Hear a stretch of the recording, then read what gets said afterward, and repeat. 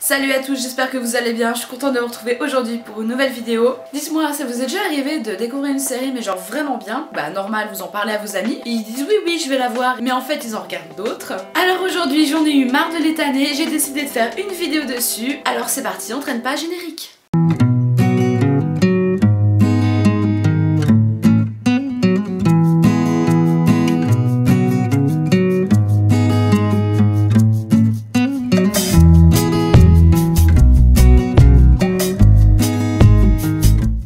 Alors la série dont je vais vous parler aujourd'hui s'appelle La Cathédrale del Mar. C'est une série adaptée du best-seller de Ildefonso Falcón. Donc la série est d'origine espagnole, comme son nom l'indique. Elle compte une saison de 8 épisodes d'environ 50 minutes, hyper intense. Donc La Cathédrale del Mar est une série de fiction, d'époque, dramatique. Elle est produite par Astre Media, qui est une société de production espagnole. Elle est d'abord diffusée sur Antenne 3 puis sur Netflix en début de rentrée. Donc cette série se passe en Espagne au XIVe siècle à Barcelone.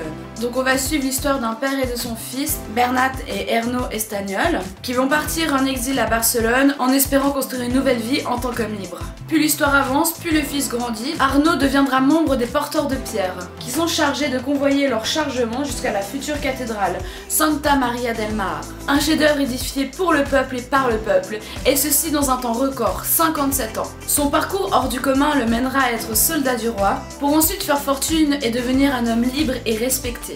De plus, c'est un homme qui sait faire preuve de bonté et de justice. Donc cette histoire explique bien comment le personnage passe de la pauvreté absolue, de vivre dans une ferme à la campagne, à un statut d'homme respectable, libre, avec une grande richesse, et qui va même pouvoir prétendre à un mariage avec une des pupilles du roi. Bien sûr, on va suivre l'évolution du jeune Estañol dans des moments douloureux, tragiques, mais aussi amical, chaleureux et convivial. On pourra voir les pires comme les meilleurs aspects de l'homme. En effet, entre l'Inquisition, les guerres et les grandes maladies, le peuple est constamment en danger. Le tournage débute en 2016. Il compte 4000 figurants, 220 animaux et plus de 2000 costumes différents. Sans oublier que 80% des scènes ont été tournées à l'extérieur. Je crois que le souci de réalisme était vraiment présent. Alors, au sujet des acteurs, il y en a beaucoup. Je vais me concentrer sur les principaux, ça va être plus rapide.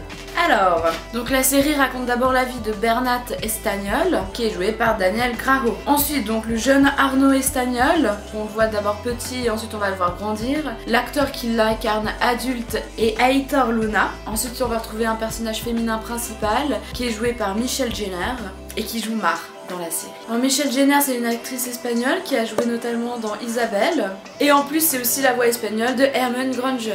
Et bien sûr, parlons du réalisateur Jordi Fadrés, qui a réalisé notamment Isabelle, donc j'en parlais avant. Donc voilà, si vous avez envie de découvrir une nouvelle série espagnole qui n'est pas La Casa del Papel, celle-ci est faite pour vous. En tout cas, moi je vous la conseille à 100%, elle est vraiment géniale, vraiment bien scénarisée. Les acteurs sont superbes, on se lie vraiment bien à eux. Son réalisme est tout à fait poignant, ce qui la rend encore plus dure. Donc voilà, âme sensible, s'abstenir, il y a quand même des scènes assez choquantes. Je vous laisse les découvrir.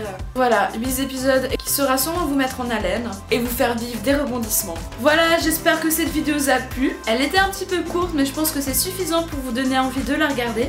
La série bien sûr, et la vidéo. Comme d'habitude, je vous apprends rien. Si vous aimez ma vidéo, si vous aimez ma chaîne, abonnez-vous, likez-la, partagez-la, faites-vous plaisir, c'est gratuit. Ah oui, les réseaux sociaux, bah si tu veux, j'ai Instagram, Facebook et Twitter. Et on se retrouve très vite pour une prochaine vidéo.